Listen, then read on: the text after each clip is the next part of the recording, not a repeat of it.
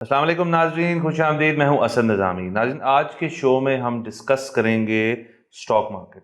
पाकिस्तान की जो फाइनेंशियल सूरत हाल है उसके अंदर लोग जो हैं हमेशा ढूंढ रहे होते हैं अपॉर्चुनिटीज़ इन्वेस्ट करने के लिए।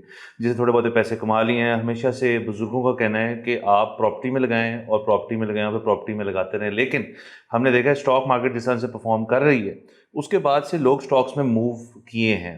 अब ज़ाहिर मेरा तो इसके अंदर एक हद तक इल्म है जो मैं शेयर कर सकता हूँ आपसे, लेकिन obviously I am not an expert.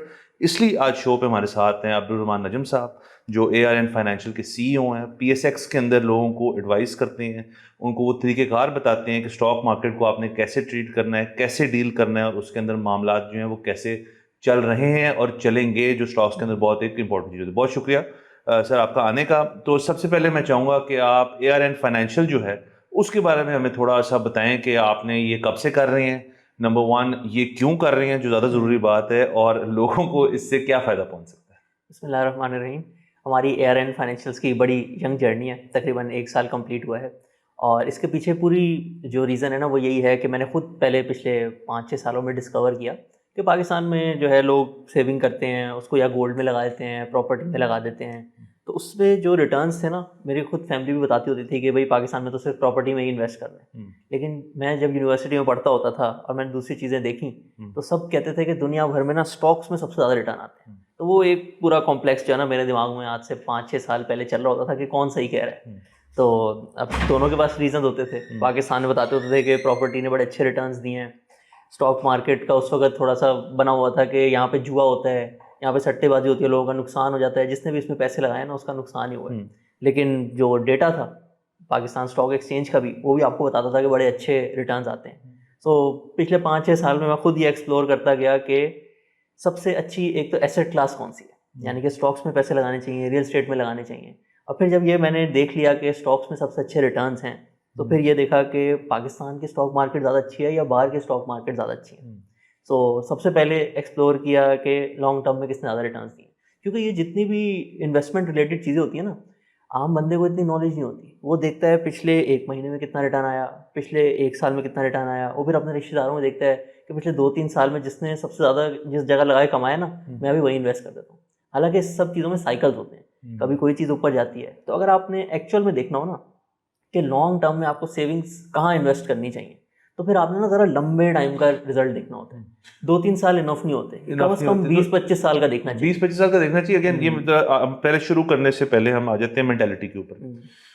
Investor की मेंटेलिटी जो है वो, अगेन जैसे आपने कहा, पाकिस्तान के अंदर शॉर्ट टर्म मेंटेलिटी है कि जी मैं अपना पैसा यहाँ रखूँ, पार्क करूँ, उस पर इतना कमाऊँ, एग्जिट कर लूँ और अगली चीज़ के ऊपर चले जाऊँ। प्रॉपर्टी ये आपके लिए कर रही थी कुछ साल पहले तक, अब प्रॉपर्टी भी ये चीज़ आपको नहीं करके दे रही। Stocks is a long term investment. Investor mentality को कैसे चेंज किया जा सकता है कि आप उनको, लोगों को कैसे बता सकते हैं कि आप इस प्रोडक्ट में डालेंगे तो लॉन्ग रन में आपको आपके शॉर्ट टर्म इन्वेस्टमेंट से ज़्यादा ही फायदा होगा, और ये अगेन आपके पास भी नंबर्स होंगे, स्टैट्स होंगे, इस चीज़ को प्रूव करते हैं। वो उस मेंटालिटी को चेंज करना आसान है, नंबर वन, या दूसरा इस मेंटालिटी को इम्पोज करना कितना मुश्किल है, नंबर टू, और तीसरा कि लोग अगर फर्ज करें लॉन्ग टर्म में आ जाते हैं तो वो क्या अमाउंट है जो बंदा 20-25 साल स्टॉक्स में फंसा के बैठे। अच्छा, इसमें ना जब हमने देखा कि डेटा तो बहुत अच्छा है, लेकिन इस चीज़ को भी समझने की ज़रूरत है कि अगर कोई माइंडसेट किसी मुल्क का बना हुआ, उसके पीछे तो ज़रूर कोई रीज़न होगा। उसको भी हमने थोड़ा सा एक्सप्लोर किया।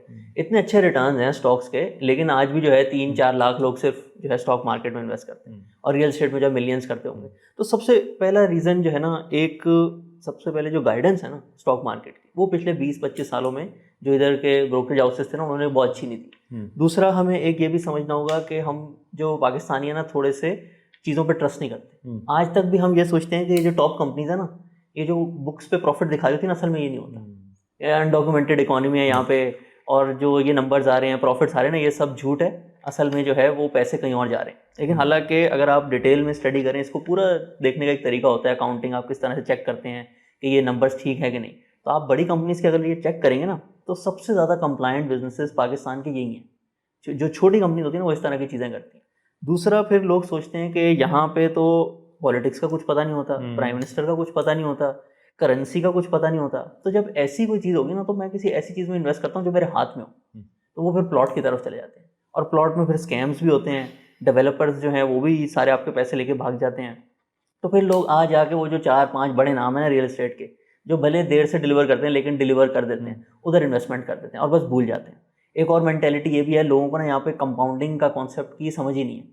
मतलब वो लोगों के सामने बैठ के एग्जांपल्स देते हैं कि मैंने 20 साल पहले एक प्लॉट लिया था, वो 10 लाख का था और आज वो 1 करोड़ का हो गया। इसको पाकिस्तान में एक बहुत ही सक्सेसफुल स्टोरी समझा जाता है। हालांकि अगर आप इसको ज़रा बाइफरकेट करें ना, तो ये साल का सिर्फ 12% का रिटर्न बनता है।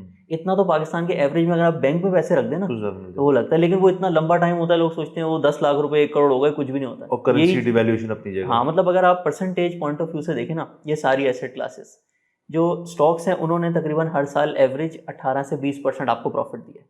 रियल एस्टेट की एवरेज है 12 से 15% के बीच में। जो अच्छे प्रोजेक्ट्स हैं वो ज़रा 15-16% पे आ जाते हैं और कहीं तो बिल्कुल स्कैम्स हो जाता है। बैंक में आप पैसे रखेंगे तो आपको वही 10-11% इन्फ्लेशन वाला रिटर्न बनेगा। देखने में ये नंबर बड़े करीब करीब लगते हैं कि क्या फ़र्क है 12 और जो है 20 में, लेकिन अगर इसको आप लंबे टाइम के लिए करते हैं ना, तो अगर आपने 1 लाख रुपए स्टॉक्स में लगाए होते 25 साल पहले, तो वो आज तकरीबन 1 करोड़ बन जाते, क्योंकि हमारा इंडेक्स 1,500 का होता था तकरीबन और आज वो 1,30,000 पे आ गया। इसी तरीके से आपने कोई प्रॉपर्टी की फाइल ले ली होती, बड़ी एक सक्सेसफुल है एग्जांपल फेज 6 की, इधर ही लाहौर की, उधर भी 10 लाख वाली जो है आज 5 करोड़ की है। उसमें और इतने खर्चे भी होते हैं, आपको मेंटेनेंस चार्जेस भी देने होते हैं। और गोल्ड में भी अगर आपने यही चीज़ की होती तो आपका 1 लाख जो है वो तकरीबन 40 और 50 लाख के बीच में होता। तो जब आप लॉन्ग टर्म में इन्वेस्टमेंट करेंगे तो सबसे ज़्यादा रिटर्न्स दुनिया भर में भी स्टॉक्स में आते हैं और पाकिस्तान में भी आते हैं। दूसरा इसके अंदर ये भी तो है कि फर्ज करें लोगों की एक मिसकंसेप्शन है स्टॉक्स के बारे में कि ये पैसा लिक्विड नहीं है, कि आपने स्टॉक्स में डाल दिया, फिर पता नहीं अगर मुझे पैसों की जरूरत है मैं बेचूंगा तो वो कैसे बिकेंगे, बायर होगा नहीं होगा, कंपनी टू कंपनी वेरी करता है। लेकिन मेरा अपना ख्याल है, आप भी प्लीज पे रोशनी डालें कि ये बात सच नहीं है। क्योंकि देखिए प्लॉट जब आपने लिया तो अगर फर्ज करें आपका प्लॉट जो है वो 2 कनाल का है, 1 कनाल का है, आप उसको मरला करके नहीं बेच सकते। आपने पूरा प्लॉट बेचना है वो, और उसको आपको टोटल उसकी वैल्यू मिल जाएगी। अगेन ये भी तो कोई जरूरी नहीं है कि जी हर वक्त बायर बैठा हुआ है। मतलब ये होंडा टोयोटा करोला तो नहीं है ना जो आपने सुबह रखी हो शाम को बिक गई। प्लॉट के अंदर भी लवाजमात होते हैं, लेकिन स्टॉक्स के अंदर आप ये कर सकते हैं कि अगर आपका एक कंपनी के अंदर पोजीशन है जो कि एक्स नंबर ऑफ स्टॉक्स हैं, तो कोई आपको कह नहीं रहा कि पूरी पोजीशन अपनी आप लिक्विडेट करें, आप उसकी कुछ पोर्शन लिक्विडेट कर सकते हैं। और ये चीज़ की आपको अलाउंस है तो ज़्यादा लिक्विड तो स्टॉक मार्केट हुई।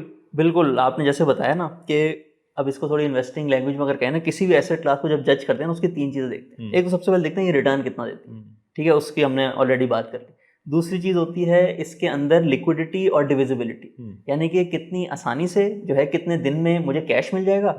और अगर लेट से किसी के पास 50 लाख रुपए लगे हुए थे एक प्लॉट में और दूसरी तरफ उसके पास 50 लाख रुपए स्टॉक्स में लगे हुए थे, अब उसकी कोई मेडिकल इमरजेंसी हो गई, उसको 5-7 लाख रुपए चाहिए, जो प्लॉट है वो उसको पूरा बेचना पड़ेगा, वो डिवाइड नहीं हो सकता, वो पूरा बिकेगा। स्टॉक्स जो है आप 5 लाख के भी बेच सकते हैं, 6 लाख के भी बेच सकते हैं, 7 लाख के भी बेच सकते हैं और 2 दिन में आपके अकाउंट में पैसे आ जाते हैं। तो ये दूसरा वाला एंगल हो गया। थर्ड फिर होता है डाइवर्सिफिकेशन, कि अब ज़्यादातर लोगों के पास आज मुश्किल से, जिस तरह के पाकिस्तान के हालात हैं, 25-30 लाख 50 लाख की सेविंग होती है। अगर इसी को आप लेके रियल एस्टेट में जाएंगे, मुश्किल से आप 2 प्लॉट ले सकते हैं। बहुत ही अगर आपने 3rd tier सिटीज़ में जाने लगे तो आपके 2 प्लॉट आ जाएंगे। स्टॉक्स जो है आप 15 कंपनीज के डिफरेंट ले सकते हैं। जितनी ज़्यादा कंपनीज होंगी उतना ज़्यादा रिस्क आपका कम हो जाएगा। कोई एक कंपनी अगर बैठ भी गई फिर भी आपका ओवरऑल रिटर्न जो है वो अच्छा आएगा। तो ये जो तीनों मैट्रिक्स है ना, रिटर्न्स, लिक्विडिटी और डिविजिबिलिटी, और थर्ड कि आप कम पैसों में डाइवर्सिफिकेशन कितनी कर सकते हैं, उन तीनों में स्टॉक्स जो है ना वो उसको डिज़ाइन इस तरीके से किया गया है कि हर कोई उसमें इन्वेस्ट करे और हर किसी का बराबर फायदा। अच्छा, ये जो आपने हर किसी की बात की, इस पर जरा हम एलैबोरेट करते हैं कि देखें, एक तो ब्लू चिप्स हो गए आपके जो कि बड़ी कंपनीज हैं, इसकी ज़रा शेयर प्राइस भी महंगी है, आप उसके अंदर कम वॉल्यूम ले सकते हैं। और फिर आपकी छोटे स्टॉक्स हो गए, जो छोटे स्टॉक्स में मुराद है जिनकी प्राइस अभी कम है लेकिन वो कंपनी नहीं होगी, अभी IPO हुआ है उसका, व्हाटएवर।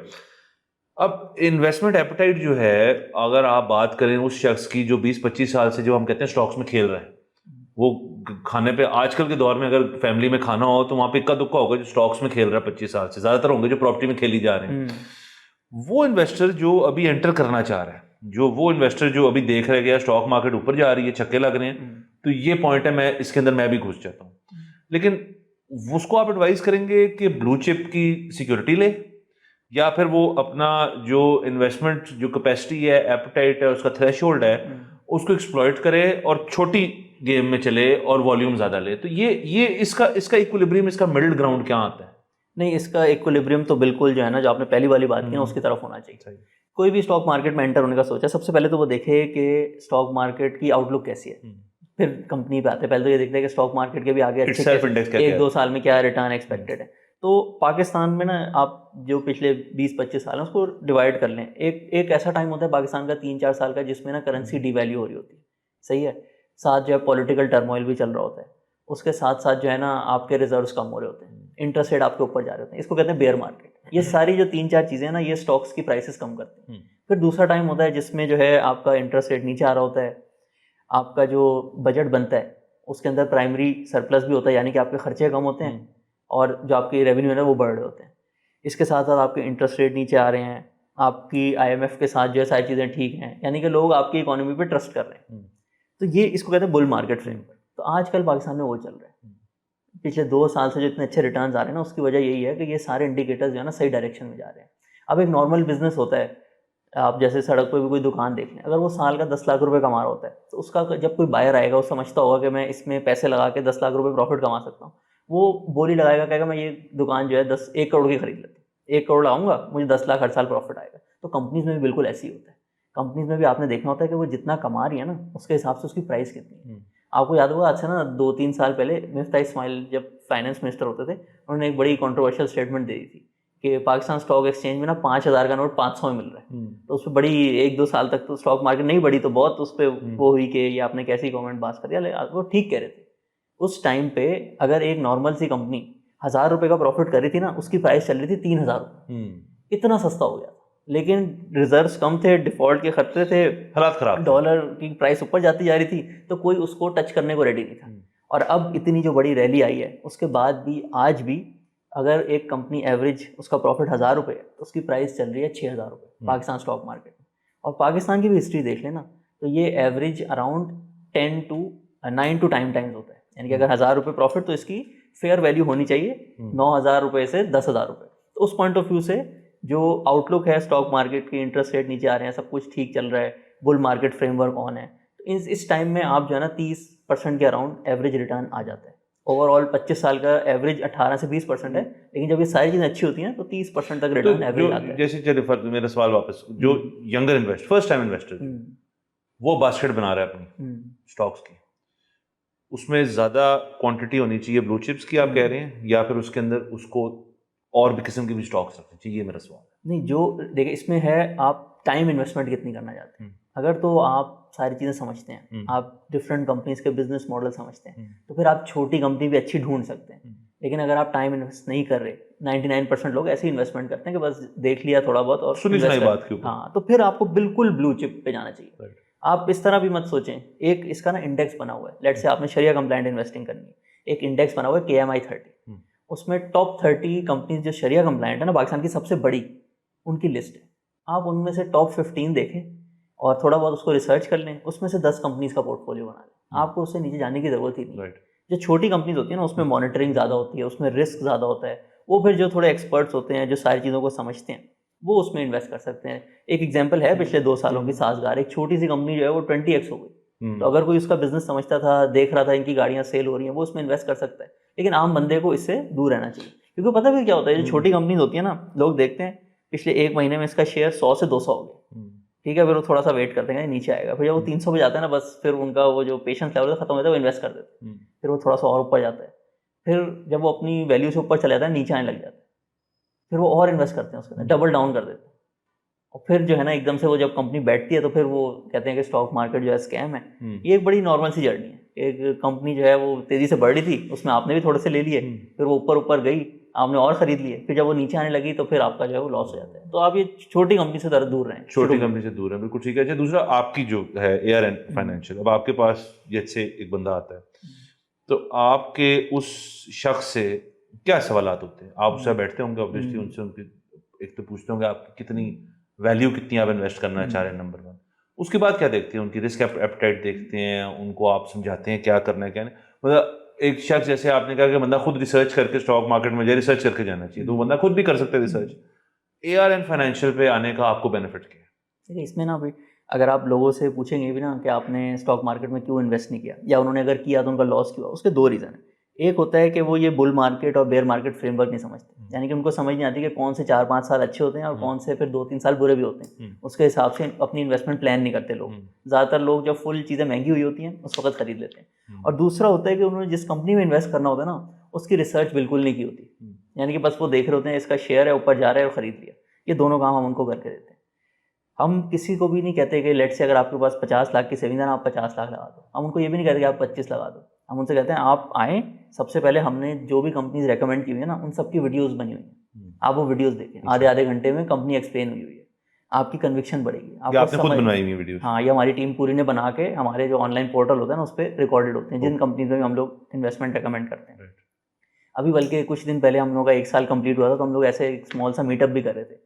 उसमें ऐसे लोगों से पूछा कि कौन सी चीज़ आपको सबसे अच्छी लगी। तो वो कह रहे थे कि आप जब भी किसी कंपनी में इन्वेस्ट करते हैं ना, तो उसका रैशनल ज़रूर देते हैं, मतलब हमें समझ आया था ये बिजनेस करता क्या है। अब ये बहुत नॉर्मल सी बात है, मतलब ये तो नॉर्मल होना चाहिए। तो आप सोचेंगे पाकिस्तान में लेवल ऑफ जो सर्विस है रिलेटेड टू स्टॉक्स, उसका कितना कम लेवल है। मतलब वो लोगों को ये भी नहीं बताते हैं कि हम इस कंपनी में क्यों इन्वेस्ट कर रहे हैं। तो सबसे पहले आपको कंपनीज की नॉलेज मिलेगी, आपको bull market bear market framework समझ आएगा, आपको हम बताएंगे जो कंपनीज में इन्वेस्ट किया है इसकी आउटलुक क्या है, क्या चीज़ इसको नेगेटिवली अफेक्ट कर सकती है, क्या चीज़ पॉजिटिवली अफेक्ट कर सकती है, क्यों हमने इसमें इन्वेस्ट किया है। और फिर जब कोई ना कोई अगले 3-4 महीने में जब क्राइसिस आता है ना कोई, जैसे पिछले 6 महीने में पहले ट्रम्प टैरिफ्स आए, फिर इंडिया पाकिस्तान की वॉर भी आई, फिर उसके बाद ये ईरान वाली वॉर भी आई, तो लोग देखते हैं कि हम कंटिन्यूस मॉनिटरिंग में भी उनको अप टू डेट रख रहे होते हैं। ज़्यादातर लोग जब ये घबराहट वाली सूरत हाल होती है तो बेच के चले जाते हैं कम प्राइस पे। जंगों के बाद तो स्टॉक मार्केट में चिक्के मारे, उसके बाद ऊपर गई है। तो लोग देखते हैं कि इनको कंपनीज की नॉलेज भी है, मुझे गाइडेंस भी मिल रही है। दूसरा फिर जो उस वक्त दुनिया के हालात बदल रहे होते हैं उसके हिसाब से अप टू डेट भी रखते हैं मुझे, तो फिर उनकी conviction level with in 6 months, ये बड़ा एक नेचुरल हमने देखा है। सब आते हैं पहले थोड़ा बहुत लीप ऑफ फेथ लेते हैं, लेट से 20% उनकी जो सेविंग्स होती है ना वो इन्वेस्ट करते हैं। फिर जब वो एक क्राइसिस देखते हैं, उसमें मॉनिटरिंग देखते हैं, 6 महीने गुजर जाते हैं, फिर हर कोई जो है ना कहता है अब मुझे अपनी इन्वेस्टमेंट बढ़ानी है। अब मुझे समझ आ गया ये एसेट क्लास जो है ना सबसे अच्छी है, आप लोग अच्छे तरीके से गाइड भी कर रहे हैं, अब मैं जो है ना अपनी सेविंग्स थोड़ी और इसमें लगाता हूँ। राइट। सो अब इसके अंदर एक और सवाल है कि जैसे आपने कहा इस वक्त बुलिश मार्केट चल रही है, इस वक्त सूरत बेहतर है, उस वक्त इन्वेस्टिंग शायद रिलेटिवली आपका काम भी आसान है और इन्वेस्टर का कॉन्फिडेंस भी बढ़ा हुआ है, तो इन्वेस्टर का काम भी आसान है। अब लेट्स हाइपोथेटिकली अज्यूम कि हम बेरिश मार्केट में हैं कि हालात इतने ठीक नहीं, इंटरेस्ट रेट्स जो हैं ऊपर जा रहे हैं, आपका रिजर्व जो है वो नीचे की तरफ जा रहा है, इकोनॉमी जो है वो स्ट्रगल कर रही है, IMF के साथ पंगे चल रहे हैं। लेट्स से अगर आप इस ट्रजेक्टरी पे जा रहे हैं और आप घुस गए हैं बल्कि उसके अंदर, क्या स्टॉक मार्केट के अंदर तब भी इन्वेस्टमेंट होती है क्या? और बुलिश और बेरिश के अंदर जो फर्क क्रिएट होता है और आप बेरिश की तरफ चले जाते हैं, तो तब किस किस्म का बंदा आपके पास आता है? और जो आपके पास बंदे रिटेन हुए हुए हैं उनको फिर आप क्या कहेंगे कि जी अब आप stay with me, stick with me, और उनको कैसे रिटेन करेंगे फिर आप? देखिए इसमें ना जो अच्छा एडवाइज़र होगा ना वो कभी भी इस चीज़ से नहीं डरेगा कि मैंने सही एडवाइस नहीं दी ना, ये हर प्रोफेशन के लिए ट्रू है। तो इसमें हम लोगों ने ना आज से तकरीबन 1.5 साल पहले स्टार्ट करने से पहले कंपनी एक इन्वेस्टिंग फ्रेमवर्क लिखा था अपना, जो भी सारी नॉलेज थी गैदर करके ना पूरा बनाया था कि ये चीज़ें हम फॉलो करेंगे और इसके हिसाब से ही सारे डिसीजन लिया करेंगे। उसका जो थर्ड पिलर है ना that is concept of best investment, यानी कि आपने हर वक्त जो भी उस चीज़ की प्राइस चल रही है ना, फॉरवर्ड लुकिंग बेसिस पे देखना है कि ये इन्वेस्टमेंट टॉप इन्वेस्टमेंट्स में आती है कि नहीं। तो ये आप पहले एसेट क्लास पे भी करते हैं कि अगले 2 साल के लिए आपको गोल्ड सबसे अच्छा लग रहा है, या आपको स्टॉक सबसे अच्छे लग रहे हैं, या आपको ऐसा लग रहा है अगर बेयर साइकिल आ रहा है तो मुझे स्टॉक्स में नहीं होना चाहिए। और इसी तरीके से आप ये कंपनीज पे भी करते हैं। अब 100-200 कंपनीज हैं, उसमें से कौन सी 10-12 इन्वेस्ट करनी है, तो ये सब पे अप्लाई होता है। तो जब लेट से चीज़ें महंगी हो गई, 1000 रुपये प्रॉफिट है और प्राइस जो है वो 12,000-13,000 पे चली गई, 12-13 टाइम्स का पी रेशो हो गया। पॉलिटिक्स में भी कोई चीज़ें जो है ठीक नहीं लग रही, चेंज होता हुआ नज़र आ रहा है, इंटरेस्ट रेट भी लग रहा है अब नीचे आ रहे हैं, तो फिर ज़्यादातर हमारे क्लाइंट्स को हम लोग इन्वेस्ट करेंगे कि उनका ज़्यादातर पोर्टफोलियो आपको जो है किसी और एसेट क्लास में शिफ्ट कर देना चाहिए। कुछ कंपनीज ऐसी होती हैं कि वो इतनी अच्छी कंपाउंडर होती हैं कि अगर आप उनको बेयर मार्केट में होल्ड कर भी लें तो भी वो एंड में आपको बहुत अच्छा रिजल्ट दे के जाती है। बट लार्जली जो लेट्स से जो पाकिस्तान के हमारे क्लाइंट्स हैं उनको हम एडवाइस करेंगे कि आपको इस एसेट क्लास में अब अपनी जो परसेंटेज सेविंग है ना उसको कम कर देना चाहिए, कहीं और दूसरी अपॉर्चुनिटीज़ ढूंढें। आप अपना बिजनेस स्टार्ट करना चाहते हैं, या आपको रियल एस्टेट में कोई अच्छी अपॉर्चुनिटी मिल रही है, या आप बैंक में जो है अच्छा रिटर्न मिल रहा है। और जो हमारे ओवरसीज़ हैं उनको फिर हम उनके कॉन्सेप्ट ऑफ बेस्ट इन्वेस्टमेंट के हिसाब से बताएंगे कि आप ओवरसीज जो स्टॉक मार्केट है उसमें भी कहीं एक्सप्लोर कर सकते हैं, अमेरिका के स्टॉक मार्केट में लगा सकते हैं। तो हर बंदे के जितने भी ऑप्शन होते हैं ना, उसके हिसाब से आपने उसको बताना होता है कि अभी इसमें से ये सबसे बेस्ट है, तो अभी आप इसमें लगाएं। फिर जब ये चीज़ें चेंज हो जाएंगी तो उस वक्त जो भी बेस्ट ऑप्शन होगा ना उसमें इन्वेस्ट करना चाहिए। अच्छा, इसके अंदर ऑब्वियसली इतनी वास्ट एक किस्म की फील्ड, और जैसे आपने कहा कि आप जैसी कंपनीज के साथ लिएज करके लोग जो हैं वो अच्छी इन्वेस्टमेंट कर सकते हैं, तो एक इसके अंदर चेंज भी आया स्टॉक मार्केट में। पहले आपके स्टॉक्स, आपके फिजिकल स्टॉक्स होते थे आपके पास, पुरानी बात कर रहा हूँ, जो आपके पास मतलब वो आप किसी अलमारी में पड़े होते थे, कहीं और पड़े होते थे, दादाजी के चल रहे हैं, वो चल रहे हैं। फिर गवर्नमेंट ने और सब ने, स्टॉक मार्केट, एससीसीपी वगैरह ने सीडीसी नुमा एक चीज़ जो है क्रिएट करती। तो हमारी ऑडियंस के लिए अगेन, जो इसमें शायद ये वीडियो देख के वैसे ही इंटरेस्टेड है इसके अंदर, तो सीडीसी क्या है, क्यों है, और जब सीडीसी इंट्रोड्यूस हुआ पाकिस्तान के अंदर तो उसके क्या बेनिफिट्स हैं अब एक इन्वेस्टर को? ये सीडीसी का काम है कस्टोडियन बनना। अभी आप जैसे कोई प्लॉट की फाइल लेते हैं, लेकिन बाद में पता चलता है वैसे तो 4 और बिकी हुई थी, एक ही प्लॉट के पीछे जो है 4 पेपर हैं। तो ये पूरा एक निज़ाम बना था मेरे ख्याल से 2000 के अराउंड, और उसमें फिर सारा जो सिस्टम है ना उसको डिजिटल कर दिया था। यानी कि ये हर 2 दिन के बेसिस पे जो है ना अपडेट होता है। आज आपने कोई ट्रांजैक्शन की ना, तो 2 दिन बाद आपके रिकॉर्ड में शो होगा कि ये शेयर अब इस बंदे के नाम पे है। अगर आपको इसमें कभी जैसे हो रहा हो ना कि ये पता नहीं सिस्टम ठीक है कि नहीं, आप किसी भी एक कंपनी जिसका आपने एक शेयर लिया हुआ ना, उसकी शेयर होल्डिंग लिस्ट निकलवा लीजिएगा। ये आपका राइट है। शेयर होल्डर्स के बहुत ज़्यादा राइट्स होते हैं, उसमें से एक है कि आपने उसके अंदर दूसरे जितने भी इन्वेस्टर्स हैं उन सब की लिस्ट निकलवा सकते हैं आप उसके जो है रजिस्ट्रार के पास जाकर। उसमें आप देखेंगे to the level of 1 share पूरी डिटेल होती है कि इस तारीख को इस बंदे के पास इतने इतने शेयर हैं इस कंपनी, और ऐसा हर कंपनी के लिए होता है।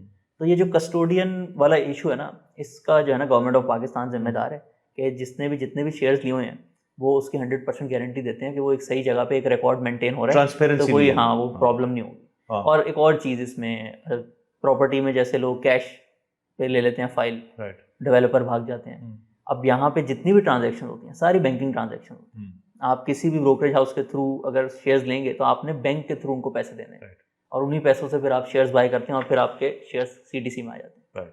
अच्छा, तो एआरएन जो है, जैसे आपने जिक्र कर ही दिया ब्रोकरेज हाउसेस का, ARN is not a brokerage house कि मतलब आप फाइनेंशियल एडवाइस स्टॉक मार्केट की देते हैं। अगर किसी ने बंदे ने बाय करने, आप उनको वो बाय भी करके देते हैं, या एआरएन खुद उसकी ब्रोकरेज फर्म है?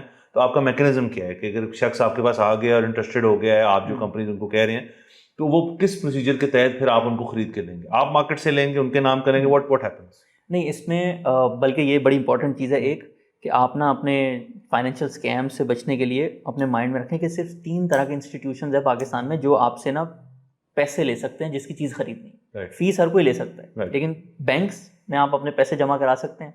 एक आप ये म्यूचुअल फंड जो होते हैं, AMCs कहते हैं इनको, उसमें आप फंड्स जमा करा सकते हैं। और थर्डली ब्रोकरेज हाउस, जिनको आप पैसे देते हैं फिर वो उसके शेयर्स खरीदते हैं, रजिस्टर्ड ब्रोकरेज हाउस। हाँ, रजिस्टर्ड ब्रोकरेज हाउस। तो इसमें इन तीनों के अलावा कोई भी फर्म अगर आपको एडवाइस दे रहा है तो आपसे वो पैसे लेके आपके लिए शेयर्स खरीद ही नहीं सकता, वो लीगली गलत है। तो हम लोग भी SECP सर्टिफाइड फाइनेंशियल एडवाइजर्स हैं, हम लोग सिर्फ एडवाइस करते हैं। हम जैसे अगर किसी को एडवाइस करेंगे तो फिर वो ब्रोकरेज अपना अकाउंट खुलवा के वहाँ पे इजीली ट्रांजैक्शन कर देते हैं। हम लोग सिर्फ लोगों से फीस चार्ज करते हैं। हम किसी से भी ये नहीं कहते कि आपके 5 मिलियन की सेविंग आप हमें ट्रांसफर करें, हम इसके शेयर्स खरीद के आपको देंगे। हमारे पास ब्रोकरेज हाउस का लाइसेंस नहीं है। आप उनके बिहाफ पे इन्वेस्टमेंट नहीं कर सकते। आप जैसे ब्रोकरेज हाउस को आप कहते हैं, तो यानी कि आपके बीच में, आपके और क्लाइंट के बीच में एक ब्रोकरेज हाउस भी होना जरूरी है for this transaction to happen. और आपके पास इसमें हम फैसिलिटेट कर देते हैं, आप बता देते हैं किसके कौन अच्छा है, किसकी सर्विस अच्छी है। कुछ लोग बाहर से खुलवा रहे होते हैं तो हमको बताते हैं RTA में आजकल इसकी सबसे अच्छी सर्विस चल रही है, आप यहाँ पे अकाउंट खुलवा लें, इनकी फीस भी कम है, लेकिन ट्रांजैक्शंस वो उनको खुद ही करनी है। अच्छा, अब इस चीज़ पे आ जाते हैं कि जो इन्वेस्टर है अब उसकी कई किस्म की, उसको अगर हम प्रोफाइलिंग कर लें उसकी, तो एक तो है ऐसा शख्स जिसने किसी एक अपने कारोबार से बहुत पैसा कमा लिया और वो उसके अंदर पास पड़ा हुआ है, और अब उसको लोग कहते हैं यार इसको इन्वेस्ट कर दो, फ्यूचर के बारे में सोचो, इतना अकाउंट के अंदर पैसे पड़ होना अच्छी बात नहीं है, इसका एक पोर्शन इन्वेस्ट कर दो। एक तो वो बंदा हो गया। दूसरा फिर आपका सैलरी क्लास बंदा है जिसने एक सर्टेन अमाउंट उसको मिलनी है और उसी के अंदर उसने अपने अखराजात करने हैं, उसके बाद उसकी छोटी सी सेविंग्स होनी है। तो जाहिर है इसके अंदर ऑब्वियसली सैलरी क्लास वाला बंदा जो है उसको अट्रैक्ट करना स्टॉक मार्केट की तरफ एक ज़्यादा मुश्किल चीज़ है, मुझे लगता है, नंबर 1। तो अब सैलरी क्लास बंदा जो है उसको आप कैसे डील करते हैं? इज इट डिफरेंट देन अ कारोबारी बंदा? कारोबारी शख्स को आप एक डिफरेंट तरह से ट्रीट करेंगे और सैलरी क्लास को डिफरेंट तरह से ट्रीट करेंगे आप? इसमें कुछ कॉन्सेप्ट्स होते हैं जो थोड़ा कारोबारी बंदा होता है वो आप कह सकते हैं जब वो कंपनी की वीडियो देखता है और उसको अच्छी इन्फॉर्मेशन उसको जल्दी समझ आ जाता है, लेकिन जिसने खुद नहीं किया होता कारोबार उसकी ऊंच नीच नहीं समझता, हाँ जी। वॉलेटिलिटी नहीं समझता, वो थोड़ा सा एक्सपीरियंस के साथ समझ जाता है। बट ओवरऑल प्रिंसिपल्स यही होते हैं। आप देखते हैं मेरे पास सेविंग्स कितनी है, अब इसमें जिस चीज़ में मैं इन्वेस्ट करने जा रहा हूँ ना वो मुझे कितनी समझ आ रही है। अब बहुत ज़्यादा लोग आपने देखा होगा बताते हैं कि ना एक आइडियल इन्वेस्टमेंट प्लान होता है, उसमें ना आप 30% रियल एस्टेट में रख लें, 30% स्टॉक्स में रख लें, थोड़े से बैंक में रख लें और थोड़े से गोल्ड में रख लें, ये आपका बेस्ट पोर्टफोलियो है। लेकिन हम लोग इसमें बिल्कुल बिलीव नहीं करते। राइट। अब हम लोगों ने जिनसे सीखा भी है, वॉरेन बफे की एजीएम्स वगैरह सारा देख के, ये it's a total game of conviction. यानी कि आपको जो चीज़ समझ आती है ना उसमें आप परसेंटेज अपनी ऊपर भी लेके जा सकते हैं। कोई इसमें ऐसी है ना एज सच ये नहीं होता कि यही रूल्स हैं यही आपको फॉलो करने हैं। हर किसी की तबीयत डिफरेंट होती है। कुछ लोग होते हैं नेचुरली थोड़ा सा घबराते हैं, तो अगर थोड़ी सी शेयर प्राइस ऊपर नीचे हो तो उससे उनको लगता है कि नहीं ये मेरे लिए ठीक नहीं है। तो बस ये एक पर्सनैलिटी होती है, जिस चीज़ में आपको जो है कंफर्ट मिल जाता है ना उसके हिसाब से आप इन्वेस्टमेंट कर लेते हैं। सैलरीड क्लास के लिए हम लोग 2-3 चीज़ों पे ना एक्स्ट्रा फोकस करते हैं। वो आई थिंक वहाँ पे थोड़ा सा ना उनका जो एक्सपीरियंस होता है वो लैक करता है। वो होता है रिच वर्सेस पुअर माइंडसेट। जो लोग बिजनेसमैन होते हैं ना उनको इन चीज़ों की समझ हो गई होती है नेचुरली, लेकिन जिसने पूरी ज़िंदगी एक नौकरी की होती है ना उसको ये चीज़ थोड़ी नहीं समझ आती। और इसका ना क्रक्स ये होता है कि जब भी आपके पास सैलरी आए ना तो आपने सबसे पहले तो कुछ पोर्शन सेव करना है, क्योंकि ज़ाहिर है सैलरी हमेशा तो आएगी नहीं। तो आप कुछ अपनी सेविंग्स करेंगे, उसको कहीं इन्वेस्ट करेंगे, तो कल को जब आपकी जॉब ख़त्म हो जाएगी तो आपको वहाँ से अर्निंग आएगी, आपने उसको रिप्लेस करना है अपने उस पूरे वर्किंग टाइम साइकिल में। तो रिच वर्सेस पुअर माइंडसेट में सबसे पहले आपने 10 से 15% से लेकर 20% अपनी सैलरी सेव करनी है, जो भी आपकी अमाउंट है जितनी आप कर सकते हैं। फिर दूसरा स्टेप होता है कि आपने फॉरेन सेविंग्स को ना इन्वेस्टमेंट में कन्वर्ट करना।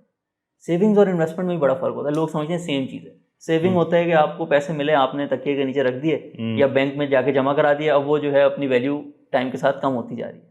तो आपने सेकंड स्टेप पे फॉरेन सेविंग को कन्वर्ट करना है इन्वेस्टमेंट में। और इन्वेस्टमेंट में फिर आपने देखना होता है कि कौन सी एसेट क्लास सबसे अच्छी है। लॉन्ग टर्म में सबसे ज़्यादा अच्छी स्टॉक्स होते हैं, लेकिन कुछ टाइम पे अगर आपको जैसे लग रहा हो डिवैल्यूएशन होने वाली है, ऐसा लग रहा है, तो आप गोल्ड में भी इन्वेस्ट कर सकते हैं। तो फर्स्ट स्टेप देखो सेविंग स्टार्ट करें।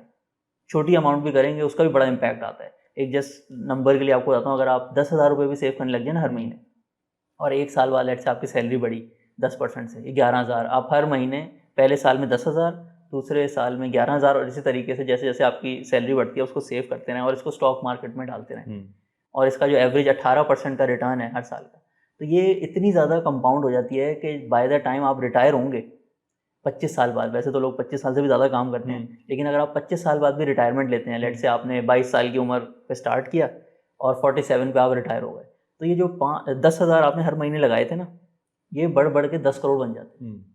और फिर उस 10 करोड़ से देखें आपको जो है हर साल 50 लाख का डिविडेंड आ रहा हो, तो आपने छोटी छोटी छोटी छोटी सेविंग्स करके जो है एक इतनी बड़ी अमाउंट गैदर कर ली, जो कि अब आपकी सैलरी को रिप्लेस कर सकते नहीं, ये बड़ी फाइनेंशियल फ्रीडम इसको कहते हैं। बहुत अच्छी बात है और बेहतरीन। और अगेन और लोगों को उस पर करना चाहिए। अगेन मेरा वो बुलिश और बेरिश वाला सवाल यही था कि बेरिश मार्केट भी हो तो तब भी आपको अपना जो आपने माइंडसेट रखा हुआ है कि 10-11 हज़ार रुपये जैसे आपने कहा लगाने, वो लगाते रहने चाहिए। अच्छा, तो चले आपकी जो उसके बाद भी आप जाहिर है आप इनिशियल इन्वेस्टमेंट की एक एडवाइस दे के बंदे को छोड़ तो नहीं देते, वो तो फिर चलती रहती है ना एक एडवाइस कंटिन्यू। तो आपको कभी इस तरह फोन आया कि अब्दुलरहमान मराता तुसी कि मतलब ये मैं डूब गया, मैं लुट गया, तो आप इस मतलब बड़ी हैंडलिंग भी होती होगी एक क्लाइंट की कि जी एकदम से एक डिप आया है पॉइंट्स के अंदर या एक स्टॉक जो है वो बिल्कुल कोलैप्स करने के लिए, तो आप वैसे लोगों को कैसे हैंडल करते हैं? जाहिर है उनकी तो एक बुनियादी नॉलेज है ना, आप तो सारा दिन बैठ के देख रहे होते हैं कि ये कंपनी ऐसा क्यों कर रही है, इट विल बाउंस बैक या, तो आप ऐसे लोगों को कैसे डील करते हैं जिनको लगता है कि हमारी सारी जमा पूंजी जो है वो खत्म होने लगी है? इसमें फर्स्ट ना जो हमारा पहला वाला प्रिंसिपल था ना, जब भी किसी चीज़ में इन्वेस्ट किया, जब आपने उसका पूरा रैशनल समझाया तो उसमें नेगेटिव पॉइंट्स भी होते हैं। तो आप लोगों को बताते हैं कि कुछ नेगेटिव चीज़ें भी हो सकती हैं जो कि आउट ऑफ योर कंट्रोल होते हैं, जिसकी वजह से ये शेयर नीचे जा सकता है, और अगर कोई ऐसा हुआ तो हो सकता है वो परमानेंट हो और हो सकता है टेम्प्रेरी हो। हम उनको बताते हैं कि अगर कोई बहुत नेगेटिव चीज़ होगी तो हम एक्शन लेंगे, ठीक है। फिर हमारी मंथली कॉल्स होती हैं इसमें, सिर्फ ऐसे नहीं होता कि जैसे एक कोई लेटर लिख के दे दिया 1 पेज का कि इस मंथ में ये आया, उससे तो कुछ किसी को समझ नहीं आएगा। तो हर महीने मंथली कॉल होती है और तकरीबन 4 घंटे चलती है। अच्छा। हाँ, उसमें हमने रूल बनाया हुआ है। मतलब हमने देखा है कि स्टॉक मार्केट में लोग इसलिए इन्वेस्ट नहीं करते कि एक तो नॉलेज नहीं है, दूसरा फिर गाइडेंस नहीं है और कन्विक्शन नहीं है। कम्युनिकेशन बहुत लैक करती है पाकिस्तान की, जितनी भी ये जो एडवाइस करते हैं ना स्टॉक मार्केट में, बात ही नहीं करते उसके बारे में डिटेल में। मतलब आप खुद देखें इंडिया पे कितना ज़्यादा कंटेंट बनता है स्टॉक से रिलेटेड, SIP से रिलेटेड, कैसे इन्वेस्टमेंट प्लान बनाना है। अब जाके पिछले 1 साल में कुछ यूट्यूब चैनल जो हैं इस पे बात करना शुरू हुए हैं। तो हमने तो ये रूल बनाया हुआ है कि जो मंथली कॉल होगी ना, उसमें हर बंदा आ सकता है, जितने सवाल उसने करने हैं, जब तक सारे सवाल नहीं खत्म हो जाएंगे ना, कॉल खत्म नहीं होगी। और इसमें क्योंकि ज़्यादा लोग होते हैं तो कलेक्टिव विजडम का फ़ायदा हो जाता है। 30-40% लोग ही आते हैं, बाकी जो है वो सिर्फ इतने ज़्यादा लोग हैं कि वो वही लोग सारे क्वेश्चंस जो है वो कर लेते हैं। तो उसमें बिल्कुल इस तरह के एक्सपीरियंसेस हुए हैं। ओवरऑल लेवल पे नहीं हुए क्योंकि बहुत अच्छे रिटर्न्स आ रहे हैं, कंपनी लेवल पे होते हैं। कुछ कंपनीज होती हैं उनमें नेगेटिव डेवलपमेंट हो जाती है। आज से 8-9 महीने पहले आपको याद होगा जब IPPs की रीनेगोशिएशन शुरू हुई थी, बिल्कुल। तो बिल्कुल एकदम से जो है वो बिजनेस मॉडल ही बदल गया। हाँ जी। एक कंपनी अगर 1 अरब रुपए उसको प्रॉफिट मिलता होता 10 साल का, वो 0 कर दिया गवर्नमेंट ने। तो आपको फिर एक्शन लेना होता है, लोगों को समझाना होता है कि हमने जब इसमें इन्वेस्ट किया था, ये कंपनी हमें लेट से 4 अरब रुपए की मिल रही थी और 1 अरब प्रॉफिट होता था, बड़ी अच्छी प्राइस में हमने खरीदी। लेकिन अब गवर्नमेंट ने ऐसा किया है कि उसका प्रॉफिट 0 हो गया। तो अब अगर ये 3 अरब पे भी है तो भी हमें इसको सेल करना है। अब इसकी वैल्यू ही खत्म हो गई है। तो लोगों को समझाते हैं कि हमने ट्रैक करना है 2 चीज़ों को, एक प्राइस क्या चल रही है और इसकी फेयर वैल्यू क्या है। अब फेयर वैल्यू जो है ना वो चेंज होती रहती है डेवलपमेंट्स के साथ, ऊपर भी जाती है नीचे भी जाती है। हमने बस ये देखना होता है जब अगर कोई चीज़ अपनी फेयर वैल्यू से कम प्राइस पे मिल रही हो तो हमने उसको बाय कर लेना है। और अगर कोई भी ऐसी डेवलपमेंट हो जिससे उसकी फेयर वैल्यू बहुत ज़्यादा कम हो गई है तो हमने बैठे नहीं रहना 5 साल इंतजार करें। मैंने तो 20 रुपये का लिया था, अब 18 का हो गया, जब तक ये मुझे लॉस खत्म नहीं होगा ना मेरा, बेचूंगा ही नहीं। इस तरह नहीं सोचना होता, इस तरह नहीं सोच, बिल्कुल आपको फॉरवर्ड लुकिंग बेसिस पे सोचना इसकी ये जो आपने ये वाली मेंटालिटी है ना कि जब तक ये अपनी प्राइस तक नहीं आएगा तब तक मैं राजी नहीं होऊंगा, उस पर आते हैं हम और उसको हम लिंक कर देंगे प्रॉपर्टी के साथ भी। लेकिन सबसे पहले ARN फाइनेंशियल जो है, अब जाहिर है आप एक मुश्तरका पैकेज तो नहीं देते होंगे ना लोगों को, लोग आपकी सर्विसेज ले रहे हैं, उसके अंदर कॉस्ट अटैच्ड है। तो नंबर 1 वो कॉस्ट क्या है और वो कॉस्ट जो है वो आप सबको एक ही चीज देते हैं या कोई इंट्रोडक्टरी पैकेज है, फिर कोई एडवांस्ड पैकेज है, फिर जैसे आपने कहा आपकी मंथली कॉल्स वाला कोई पैकेज होगा, तो इसकी क्या ब्रेकडाउन है? अच्छा, इसमें फर्स्ट तो हम लोग एक फाइनेंशियल लिटरेसी इंप्रूव करने के लिए, लेट से किसी को कोई नॉलेज नहीं है स्टॉक्स क्या होते हैं या उसने थोड़ा बहुत पढ़ा है, अपने आप को इंप्रूव करना चाहता है, तो एक एजुकेशन रिलेटेड हमारा प्रोडक्ट है इन्वेस्टिंग मास्टर क्लास। ये ऐसे 3 से 4 महीने का होता है और इसमें फिर आफ्टर सपोर्ट भी होता है। कंटिन्यूसली हमारी टीम जो है उनके साथ कॉल्स करती रहती है, 3-4 महीने बाद जो भी अपडेट्स होती हैं वो मिलती रहती हैं। सही। तो उसमें हम सारा सिखाते हैं, पाकिस्तान के जितने भी सेक्टर्स हैं उनको ओनर्स की तरह समझाते हैं। जब हम फर्टिलाइजर की बात करते हैं तो हम आपको गैस का पूरा सिस्टम भी बताते हैं कि कौन सी कंपनी कहाँ से गैस लेती है, कब कौन सी चीज़ चेंज होगी तो इसके प्रॉफिट बदल जाएंगे। यूरिया पाकिस्तान में जो है बाहर के मुल्कों के मुकाबले में सस्ता क्यों बिकता है, इसके पीछे पॉलिसी क्या है। इसी तरीके से गाड़ियों में कौन सी कंपनी नई जब गाड़ी लेकर आती है एकदम से उसका शेयर क्यों बढ़ने लग जाता है। तो हर सेक्टर को, ऑलमोस्ट 10-12 सेक्टर्स हैं पाकिस्तान में, उसको डिटेल में पूरा एक्सप्लेन करते हैं। 1 वीक में जो है हर सेक्टर कवर होता है। पहले एक रिकॉर्डेड लेक्चर होता है 1-1.5 घंटे का, फिर अगेन उसकी जब Q&A कॉल होती है वो भी 3-4 घंटे चलती है। तो हर तरह का सवाल जो है ना उसमें कवर हो जाता है और वो रिकॉर्डिंग्स भी आपके पास रहती हैं हमेशा। फिर हम लोगों के एडवाइजरी पैकेजेस आ जाते हैं, उसमें हम आपको बताते हैं कि हमारे हिसाब से बेस्ट कंपनीज कौन सी, कंटिन्यूस बेसिस। इसमें फिर ईयरली पैकेज हैं, कुछ ऐसे हैं अगर आपकी लेट से इन्वेस्टमेंट 5 मिलियन के अराउंड है तो वो एक इंट्रोडक्टरी पैकेज है, मंथली कॉल उसमें भी होती है। फिर जिन लोगों की थोड़ी इन्वेस्टमेंट साइज ज़्यादा होती है वो खुद भी थोड़ा थोड़ा कंपनीज के बारे में पढ़ रहे होते हैं, वो और ज़्यादा डिस्कशन करते हैं, तो उनके लिए एक और हमने वैल्यू एडेड जो है पैकेज बनाया हुआ है जिसमें थोड़े और फीचर्स होते हैं। बट ओवरऑल कंपनीज दोनों में सिमिलर। आप कह रहे हैं कि लोगों की जो इन्वेस्टमेंट अमाउंट है उसके हिसाब से आपके पैकेजेस हैं कि जो अगर आप 5 मिलियन लगाएंगे तो हम लोगों को गाइड करते हैं कि आपने ना 3 से 4% से ज़्यादा फीस नहीं देनी। राइट। वो भी पहले साल में। पहले साल में तो जो आप बहुत सारी चीज़ें सीखते हैं ना, तो आप एक दफ़ा थोड़ी सी ज़्यादा फीस देते हैं। दूसरे साल में जाके तो आपको इसको कोशिश करना चाहिए 2%, 2.5% से नीचे लेकर आए। 2.5% of portfolio size, not on earning, not on earning, आपके जो पोर्टफोलियो है। ठीक है, ओके। अच्छा, अब हम उस चीज़ पे आ जाते हैं कि जो आपने कहा जैसे एक शख्स का 20 रुपए का शेयर था वो 18 का हो गया तो वो 20 को चेस करता रहेगा। अब ये बिल्कुल एक मेंटालिटी है जो हमने प्रॉपर्टी में अनफॉर्चुनेटली बहुत ज़्यादा देखते हैं हम। ख़ास तौर पे आज जो प्रॉपर्टी मार्केट जो है वो डाउन है, स्टॉक मार्केट ऊपर है। तो अब स्टॉक मार्केट के अंदर जैसे सब कहते हैं जी खबर टिकर चल रहे होते हैं स्टॉक मार्केट में, इतने पे क्लोज हुई, इतने पे क्लोज हुई, उसकी बहुत सारी वजूहत हैं। एक तो आपका इंटरेस्ट रेट नीचे होने की वजह से लोग बैंकों से पैसा निकाल रहे हैं आप, क्योंकि आपको इतना वहाँ पे नहीं मिल रहा और अब आप स्टॉक मार्केट में डाल सकते हैं, एक तो वो वजह हो सकती है। दूसरा, प्रॉपर्टी के अंदर भी लोग जो हैं, क्योंकि ये एक हवा है, एक इस तरह की प्रॉपर्टी के अंदर आपको एक तो प्राइसेस ऊपर नहीं जा रही और दूसरा जब आप रख के बेचना चाहेंगे तो आपको शायद बायर भी नहीं मिल रहा मार्केट के अंदर, एक ये वजह हो सकती है। तो क्या यही वजह आते हैं जिस वजह से स्टॉक मार्केट जा रही है कि जी इंटरेस्ट रेट कम हो और प्रॉपर्टी जो है वो बुरा परफॉर्म करना शुरू होगी, या और भी कोई वजूहात हैं कि स्टॉक मार्केट इतनी ऊपर जा रही है? इसमें ना डिफरेंट वजूहात हैं। आप कह सकते हैं स्टॉक मार्केट की ना एक स्प्रिंग एनालॉजी होती है। स्टॉक मार्केट ना एक स्प्रिंग की तरह बिहेव करती है। ये वॉरेन बफे के टीचर होते थे 1930s 40s से, जिनसे उन्होंने सीखा, उन्होंने एक बनाया होता है इसका कॉन्सेप्ट। तो कहते हैं ये स्प्रिंग जो है ना, कभी कभी जब लोग डिप्रेस्ड होंगे, मुल्क के हालात अच्छे नहीं होंगे, तो फुल जो है ना इसको स्क्वीज कर दिया जाएगा, फिर ये अपनी नॉर्मल पोजीशन पे वापस आएगा। इसमें वापस आना है, क्योंकि जो बिजनेस है ना वो एवरेज हर साल अपना प्रॉफिट बढ़ाएगा ही बढ़ाएगा। इन्फ्लेशन होती है, प्रोडक्ट की प्राइस बढ़ जाती है, चीज़ें महंगी हो जाती हैं, उनका प्रॉफिट बढ़ जाता है। फिर उन्होंने जो पूरा प्लांट लगाया होता है वो भी डॉलर में इंपोर्ट हुआ होता है, उसकी भी वैल्यू बढ़ती रहती है टाइम के साथ साथ। तो ये सारी ह्यूमन साइकोलॉजी होती है जो कि इस स्प्रिंग को कभी बहुत कंप्रेस कर देती है, और कभी जब बहुत अच्छे हालात होते हैं, जैसे 2016-17 में थे, इंटरेस्ट रेट 5% पे आ गए थे, तो लोग किसी भी प्राइस पे स्टॉक्स जो है ना खरीदने को रेडी थे। तो फिर वो जो स्प्रिंग है ना वो एक तरह से एक्सटेंड हो जाता है। तो यही रीज़न, जैसे वो मिफ्ता इस्माइल कहते थे कि 5,000 वाला नोट जो है ना वो 500 का मिल रहा था, ये एक रीज़न है। इंटरेस्ट रेट का आपने बहुत सही बताया। प्रॉपर्टी से रिलेटेड जो 3-4 चीज़ें हुई हैं ना, थोड़ा सा एक स्ट्रक्चरल प्रॉपर्टी इतना बुरा क्यों परफॉर्म कर रही है? हाँ, इसके 2-3 जो रीज़न है ना, एक तो सबसे पहले आप देखें कि बायर नहीं होने की वजह ये है कि जो लोकल लोग सैलरीड क्लास थे, जो नेचुरल डिमांड आती थी, उन सब की परचेसिंग पावर कम हो गई बजट की वजह से। हाँ, बजट की वजह से, इन्फ्लेशन की वजह से, टैक्सेस की वजह से। दूसरे बायर्स होते थे ओवरसीज पाकिस्तान, उनका जो पिछले 3 साल का एक्सपीरियंस रहा है ना, रुपीज़ में प्रॉपर्टी की वैल्यू गिर गई, और अगर फॉरेन करेंसी में देखें तो वो आधे से भी कम हो गई। तो उनका भी बहुत ज़्यादा दिल उससे उठ गया। अभी जब तक रिकवरी नहीं आएगी ना, ओवरसीज तो कोई इन्वेस्ट करेगा ही नहीं। वो बल्कि सोच रहे हैं कि हम अपना ये जो प्लॉट्स है ना, इसको किसी तरीके से बेचें और कहीं और लगाएं। तीसरा, फिर आज से कोई 4-5 साल पहले FBR के रेट्स जब आए थे, तो उससे जो है फिर एक वाइट मनी वाला कॉन्सेप्ट भी आ गया कि आपके पास इतनी वाइट मनी होनी चाहिए, फिर ही जो आप इन्वेस्ट कर सकते हैं। उससे भी कुछ इन्वेस्टर जो है ना वो दूर हटे। तो ये सारी चीज़ें हैं जिसकी वजह से, और एक अब मुझे लगता है थोड़ा थोड़ा लोगों को समझ भी आने लग गया। आई थिंक इसके पहले लोगों को बताया ही नहीं जाता था। अब आप खुद, ये जो यंग जनरेशन है ना, ये अब ये देखें, गाड़ी लेने के फैसले और प्लॉट कहाँ पे लेना है, अब ये थोड़ा थोड़ा जो यंग जनरेशन है ना उनका भी इन्फ्लुएंस आने लग गया।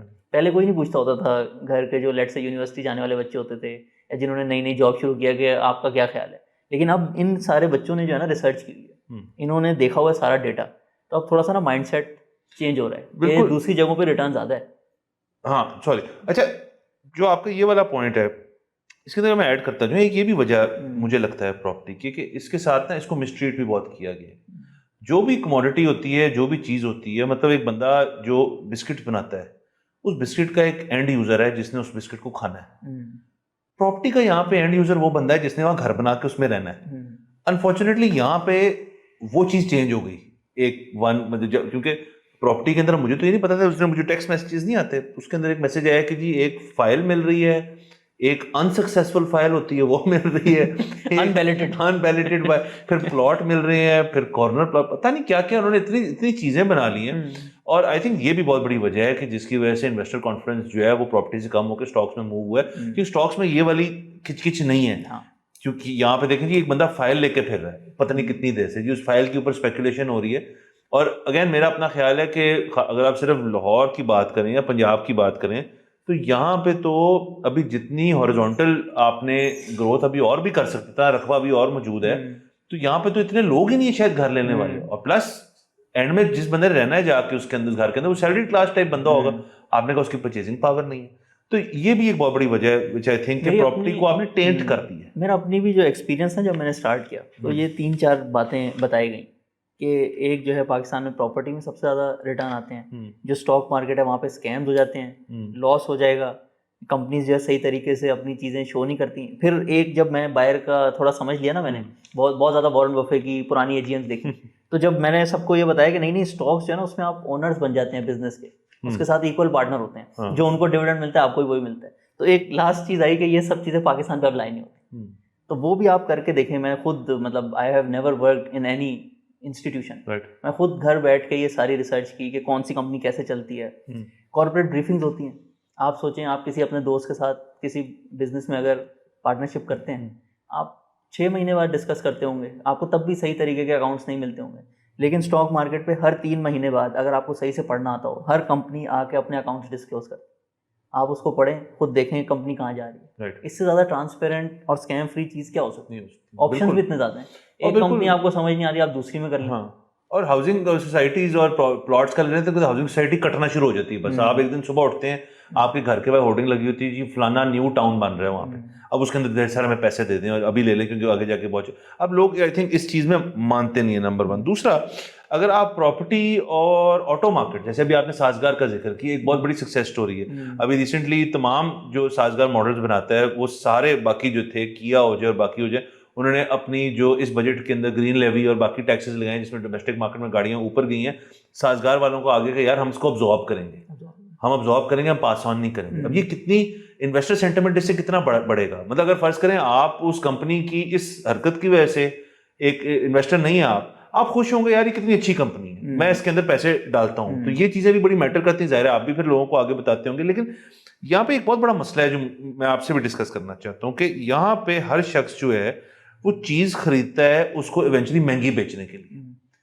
ये मेंटालिटी मुझे आज तक नहीं, यहाँ पे गाड़ियों की पूरी मार्केट जो थी वो इस चीज पे मबनी थी कि जी गाड़ी लेंगे, पाकिस्तान में तो गाड़ियां महंगी होती हैं, जितने की आप लेंगे 5 साल बाद बेचेंगे आपकी महंगी बिकेगी और उतने की तो बिक जाएगी। अब दुनिया भर में this is not how assets work. दुनिया भर में तो गाड़ी शोरूम से निकालते हैं तो 20% वैसे 20% डाउन है, यहाँ पे 20% इंक्रीज हो रही थी। अब खैर वो चेंज हो रही। Even in property it's the same कि जी अभी लेंगे ना तो 3-4 साल बेटा तूने चुप करके बैठ जाना, ये तुम्हें ना इतना गेन दे देगी इसके अंदर। क्या ये माइंडसेट हेल्दी है हमारी इकोनॉमी के लिए? आप क्योंकि चीजें आपकी जब इनिशियल आपकी अप्रोच ही है कि मैं एक चीज खरीदूंगा सिर्फ तब खरीदूंगा, सिर्फ तब पैसा लगाऊंगा यार जब मैं बेचूंगा ना तो ये महंगी बिकेगी, ये अनहेल्दी बात नहीं है? नहीं, ये बहुत ज़्यादा अनहेल्दी है। और इवन कभी कभी आप सही काम भी कर रहे हो ना, ये जो एंकर होता है ना ऑफ बाइंग प्राइस, ये बहुत डेंजरस है। जैसे हमने पहले कहा कि लोग जो है फैमिलीज में बड़ी खुशी से बताते हैं कि एक प्लॉट मैंने 10 लाख का लिया था 20 साल पहले और 1 करोड़ का हो गया, हालांकि उसमें कुछ भी रिटर्न नहीं बना। तो आपको एक जो अगेन ये रिच वर्सेस पुअर माइंडसेट जो है ना, ये उसमें ये उस साइड पे है कि वो उसको पर ईयर या टाइम के साथ कितना प्रॉफिट हुआ उन दोनों चीज़ों को लिंक नहीं कर रहे। और फिर वही लोग जब करते हैं कि ये कोई चीज़ खरीद दी उसको महंगा बेचने के लिए, ये आप ना उन चीज़ों में करते हैं जिसकी अर्निंग पावर नहीं होती। जैसे आपने गोल्ड लिया, अब गोल्ड ने आपको डिविडेंड तो देना नहीं है, ठीक है, आप उसमें मैक्सिमम यही कर सकते हैं कि कोई और जो है ना आपसे खरीद लेगा महंगा। नहीं पे रखेगा गोल्ड को। हाँ, और इसको ना जो इंटरनेशनल इन्वेस्टिंग है ना उसमें कहते हैं ग्रेटर फूल थ्योरी, कि you just by something in hope कि some bigger fool will come to buy it off you at a higher price। तो ये जो नॉन कैश प्रोड्यूसिंग एसेट्स होते हैं जिसमें प्रॉपर्टी लैंड आ जाती है, गोल्ड आ जाते हैं, ये खुद तो आपको कभी कमा के नहीं देंगे क्योंकि इनकी अर्निंग पावर नहीं है। ये सिर्फ आप सोचते हैं कि कोई हवा चल जाएगी, इसकी प्राइस बढ़ जाएगी, फिर मैं बेच दूंगा। लेकिन जो कंपनीज हैं वो आपको क्वार्टरली, साल या जब भी डिविडेंड देती हैं, टाइम के साथ अपनी वैल्यू बढ़ाती हैं, तो उसमें आपको ये चीज़ नहीं करनी चाहिए। कंपनी अगर लेट से आपने आज 100 की खरीदी है ना, एक एवरेज कंपनी, आप सोचते हैं मैं 1 साल बाद 120 की बेच दूंगा, वो अपनी फेयर वैल्यू ही 100 से 120 पे ले जाती है। हर साल एवरेज 20% प्रॉफिट बढ़ रहा होता है। तो फिर आप 120 पे जब आप बेच रहे हैं, वो तो आप उसको असल प्राइस पे भी बेच रहे हैं, महंगी तो नहीं बेच रहे। आप उसको एक और साल होल्ड करेंगे तो 140 पे चली जाएगी। तो थोड़ा सा अंडरस्टैंड करें, आपने जिस चीज़ में इन्वेस्ट किया ना वो अपनी टाइम के साथ वैल्यू बढ़ा रहा है कि नहीं बढ़ा रहा। अगर तो वो बढ़ा रहा है तो फिर आपको उसको जल्दी नहीं बेचना चाहिए, वो बहुत ज़्यादा कंपाउंड हो सकता है। बिल्कुल। इसकी वॉरेन बफे एग्जांपल है, 1980s में कोका कोला के शेयर लिए, अब उन्होंने जितने की इन्वेस्टमेंट की ना उससे ज़्यादा डिविडेंड आता है सिर्फ, और बाहर को इतना ज़्यादा डिविडेंड नहीं देती कंपनीज, लेकिन वो इतनी अपनी वैल्यू बढ़ाती गई ओवर द इयर्स के कॉस्ट प्राइस की कोई वैल्यू नहीं। हमने बहुत दफ़ा आपने ये लफ्ज़ हमने जिक्र हुआ डिविडेंड का। अब अगेन हमें तो एक बुनियादी, मुझे तो बिल्कुल बुनियादी समझ है कि डिविडेंड क्या होता है, आपको ज़्यादा पता। ऑडियंस के लिए अगेन ये भी कुछ लोगों को लगता है कि यार हर कंपनी जो है उसने डिविडेंड तो देना ही देना है, हर कंपनी देती है डिविडेंड, नंबर सवाल ये। दूसरा सवाल ये, हर कंपनी अच्छा डिविडेंड देती है, दूसरा सवाल ये। और तीसरा, क्या इसको आप स्टॉक मार्केट के अंदर एडिशनल इनकम कहेंगे या ये पार्ट एंड पार्सल है कि स्टॉक प्राइस आपकी इंक्रीज हुई, आपका पोर्टफोलियो इंक्रीज हुआ है, जो कैश इन हैंड आपको मिलना है इरिस्पेक्टिव कि आप जब बेचेंगे तो आपको मिलेगा, वो जब आप स्टॉक्स बेचेंगे, डिविडेंड कहाँ लाया करता है इस चीज के अंदर? ठीक है, इसकी जो बैक एंड स्टोरी है ना, देखिए जब एक बिजनेस ऑपरेट होता है उसने प्रॉफिट कमाना है, ठीक है, अब वो प्रॉफिट जब कमाएगा, अब उधर जो ओनर्स हैं बैठेंगे सोचेंगे अब इस प्रॉफिट का क्या करना है, ठीक है। अगर तो उस बिजनेस में आपको कोई नया प्रोजेक्ट नजर आ रहा होगा तो आप कहेंगे ये कैश है ना मैं री इन्वेस्ट कर देता हूँ, ठीक है। ये लोग अपनी सेविंग्स के साथ भी करते हैं, कोई प्रॉफिट होता है तो सोचते हैं फिर इसको स्पेंड करें या फिर री इन्वेस्ट करें। तो कंपनीज भी ऐसी ही कर रही होती है। एक कंपनी है वो प्रॉफिट अर्न करेगी, अब फर्टिलाइजर सेक्टर में कहते हैं बहुत ज़्यादा डिविडेंड आते हैं। उसकी वजह ये है कि पाकिस्तान में आप जब तक फर्टिलाइजर प्लांट नहीं लगा सकते जब तक आपको गवर्नमेंट से गैस नहीं मिलेगी। तो जब एक कंपनी को पता है कि अभी गवर्नमेंट मूड में ही नहीं है गैस एलोकेट करने के, तो अभी 5 साल तक तो नया प्लांट लगना नहीं है, तो ये कैश मैं कहीं इन्वेस्ट नहीं कर सकता। राइट। तो वो डिविडेंड देते रहते हैं। इसी तरह कुछ ऐसी कंपनीज हैं जो डिविडेंड नहीं देती, वो नया प्लांट लगा लेते हैं। लक्की सीमेंट की एग्जांपल है, उन्होंने छोटा सा प्लांट था, उससे कमाया, एक और प्लांट लगाया, सीमेंट प्लांट इतने ज़्यादा हो गए कि अब सीमेंट प्लांट लगाने की भी ज़रूरत नहीं थी, उन्होंने पावर प्लांट लगा लिया, आईपीपी लगा ली। फिर दूसरी तरह की कंपनीज में जो है इन्वेस्ट करने लग गए, अब माइनिंग में जा रहे हैं। तो डिविडेंड के बारे में आपने ऐसे ही सोचना है कि एक कंपनी आपने उसमें इन्वेस्ट किया, वो प्रॉफिट कमाया उन्होंने, और उन्होंने सोचा अभी मुझे इसको अच्छी जगह लगाने की अपॉर्चुनिटी नहीं नजर आ रही, तो मैं अपने पार्टनर्स में बांट देता हूं। इन्वेस्टर्स। ये हो गया कंपनी लेवल का। अब जो आपके पोर्टफोलियो के लेवल है ना, उस पर आपने सोचना है, आपका लेट से 1 करोड़ रुपए का पोर्टफोलियो, आपको एवरेज जो है ना, आपने एवरेज कंपनीज दी होंगी तो 7-8 लाख का डिविडेंड आएगा। अब आपने सोचना है आप उससे अपने घर का खर्चा भी चला सकते हैं, आप जो है उससे बच्चों की फीस भी पे कर सकते हैं, जो भी आपके रोज़मर्रा के खर्चे होते हैं वो चल सकते हैं। लेकिन अगर आप ऑलरेडी वो अपने कर रहे हैं सैलरी से या दूसरी इनकम से, तो आप इसको री इन्वेस्ट भी कर सकते हैं। सो ये जो डिविडेंड है ना, ये पूरा एक है कैश रिजल्ट है इसका। तो कि आपके पास ना एक तरह से कैश आ जाता है। ये ऐसे फ्री मनी भी नहीं है। फ्री मनी इसलिए नहीं है क्योंकि कंपनी ने जो प्रॉफिट कमाया है उधर से फिर कैश भी कम हो जाता है बैलेंस शीट पे। तो इसको बस आपने कैश की तरह सोचना है कि आपने एक बिजनेस में इन्वेस्ट किया था, उसने आपको आगे ना थोड़ा सा तोहफा और कैश दे दिया है। अब आपने सोचना है कि अब आपने इसको री इन्वेस्ट करके और ज़्यादा शेयर्स खरीदने हैं, या आपने फिर इससे जो है ना खर्चे चलाने। और जाहिर है अगर आप एक कंपनी आपको अच्छा डिविडेंड दे रही है तो आपकी फिर उस कंपनी के साथ एक ताल्लुकात बेहतर है, एक रिटेंशन वैल्यू है कि आप फिर उस कंपनी को छोड़ना नहीं चाहते कि यार मुझे तो डिविडेंड मिलता है इस चीज़ से, तो company would want to give you dividend अगर उनकी कैपेसिटी हो ऑब्वियसली। अच्छा आगे चलते हैं। तो अब हम कुछ आप इधर क्योंकि हैं हमारे पास तो आपसे फ्री एडवाइस भी ले लेते हैं थोड़ी सी। अच्छा अब मैं 2-3 सेक्टर्स के बारे में बात करता हूँ, तो आप मुझे बताएं कि एक एक करके कि इनके आजकल ये वो बातें हैं जो हम ना सोशल मीडिया पे ये ले लें ये तो छोड़, या वो जो हर घर में एक अंकल जी होते हैं जो स्टॉक्स के एक्सपर्ट होते हैं लेकिन पता उनको कुछ नहीं होता, तो वो भी ये बातें करते हैं। तो सबसे पहले बैंक्स के बारे में बताएं कि बैंक्स जो हैं सेफ बेट है, सबसे ज़्यादा सेफ बेट है, और बैंक्स के अंदर अगर आप, मैं नाम नहीं लूंगा यहाँ पे, लेकिन लेट्स से जो पाकिस्तान के टॉप 5 परफॉर्मिंग बैंक्स हैं on balance sheet and other, जो अब तो खैर निज़ाम भी चेंज हो गया, ब्रांचेस की बेसिस पे शुक्र है बैंक की वैल्यू नहीं लगती, अब तो और चीज़ें भी देखी जाती हैं। तो टॉप 5 अगर बैंक्स हों तो आपके क्या ख्याल है उसके बारे में? जी, जो टॉप 5 बैंक्स होंगे उनकी इकोनॉमिक्स अच्छी होती है, और उसके पीछे रीज़न ये होता है कि जितने भी टॉप बैंक्स होते हैं ना, अगर उसमें 100 रुपए के डिपॉजिट होंगे ना, तो एवरेज 35% करंट अकाउंट होंगे। और जो छोटे बैंक्स होंगे ना, उसमें अगर 100 रुपए के डिपॉजिट्स होंगे ना, तो करंट अकाउंट्स होंगे 15 से 20%। और करंट अकाउंट है बैंक के लिए फ्री मनी। आगे वो जो है सेम रिटर्न कमा रहे हैं लेकिन उनकी कॉस्ट बहुत कम है। तो जो टॉप 5 बैंक्स हैं वो बिल्कुल लॉन्ग टर्म में जो है उनके डिविडेंड्स भी अच्छे होते हैं, नेचुरल डिपॉजिट बेस जो है वो भी बढ़ती रहती है।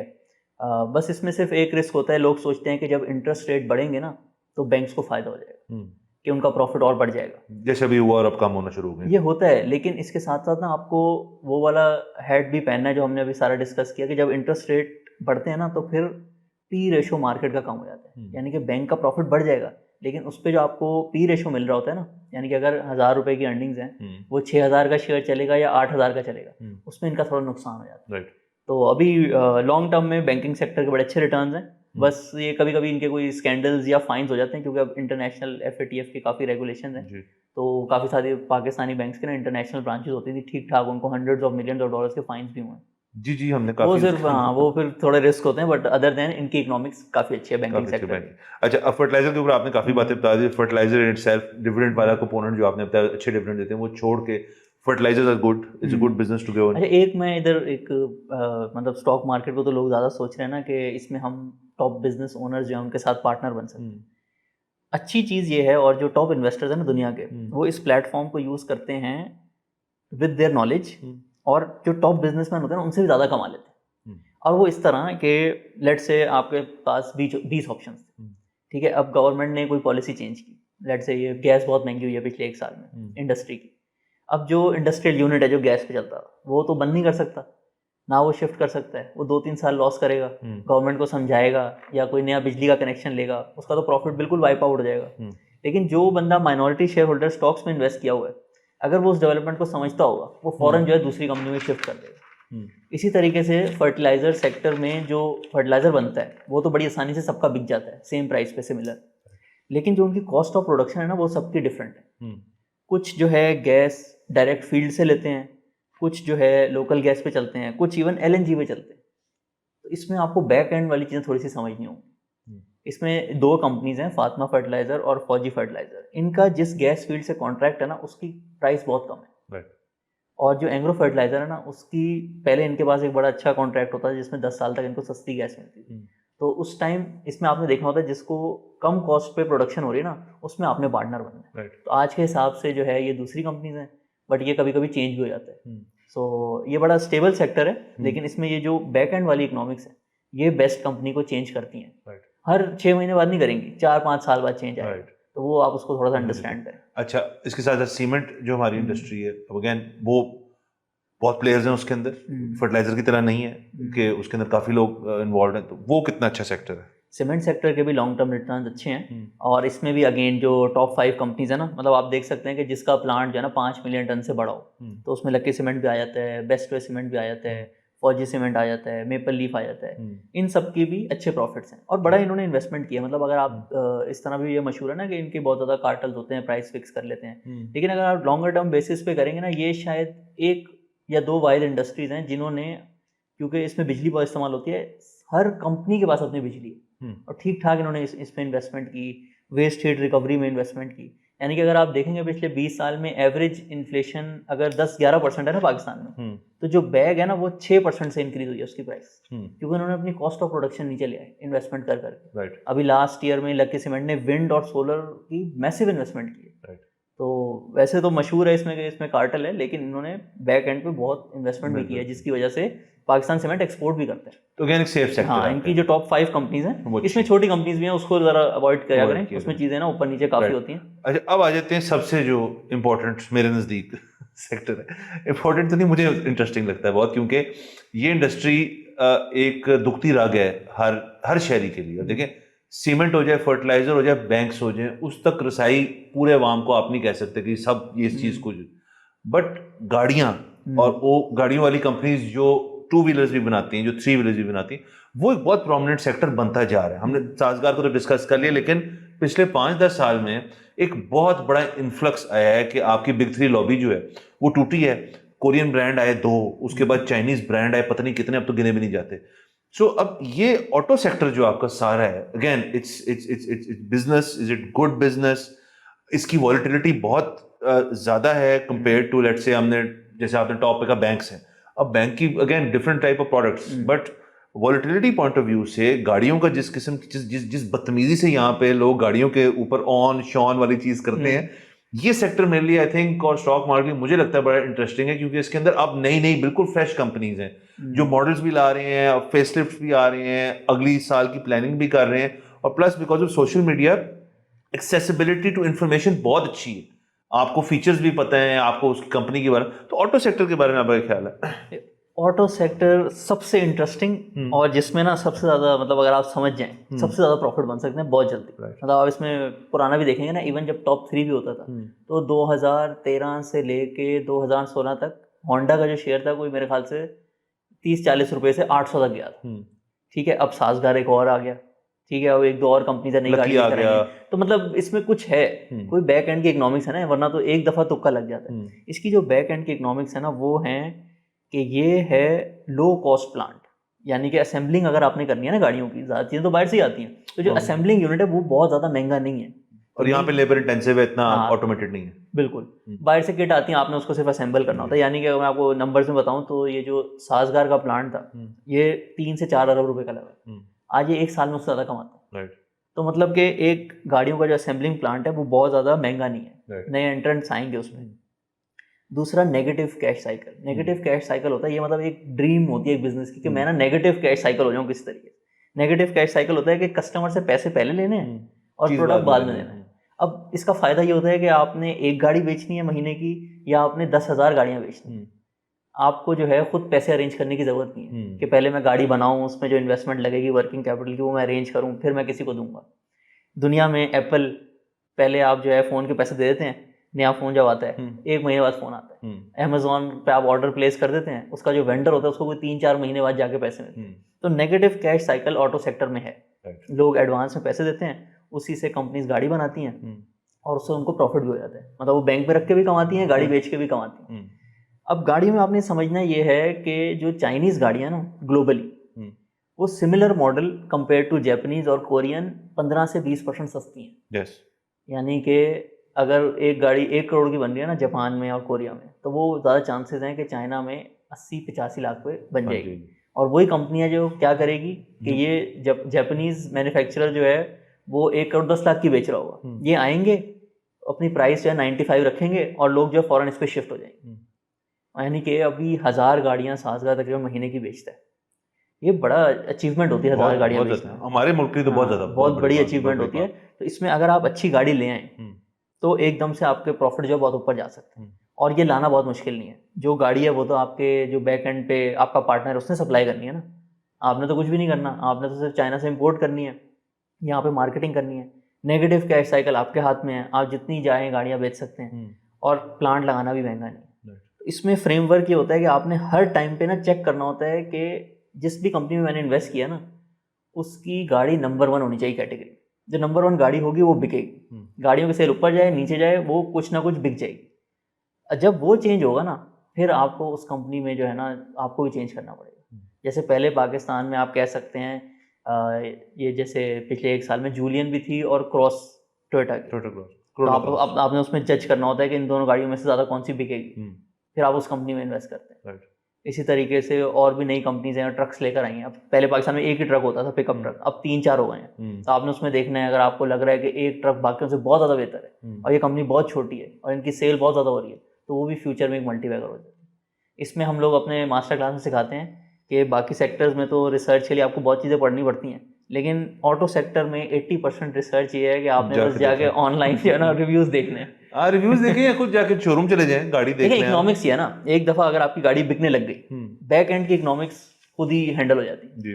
आपको एडवांस भी नहीं चाहिए, कुछ भी नहीं चाहिए, बाहर से गाड़ी आएगी, क्वालिटी कंट्रोल वो लोग करते हैं, जो पूरी दुनिया में फीचर्स होते हैं वो यहाँ पे भी आ जाते हैं।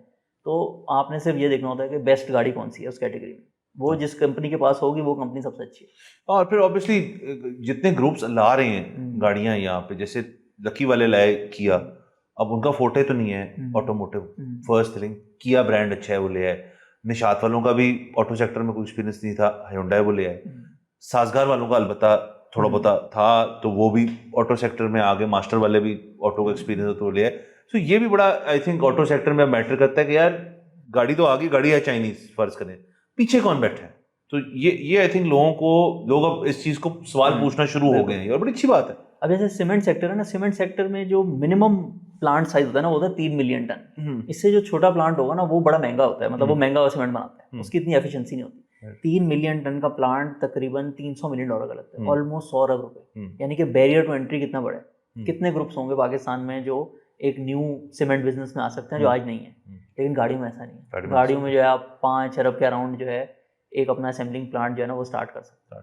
तो बैरियर्स 20 नहीं है। बैरियर बिल्कुल। और थे सबसे अच्छी बात है कि मार्केट जो है अब चेंज हो रही है कि मतलब मुझे नहीं लगता था कि मैं अपनी जिंदगी में देखूंगा जी ऑन खत्म हो रहा है।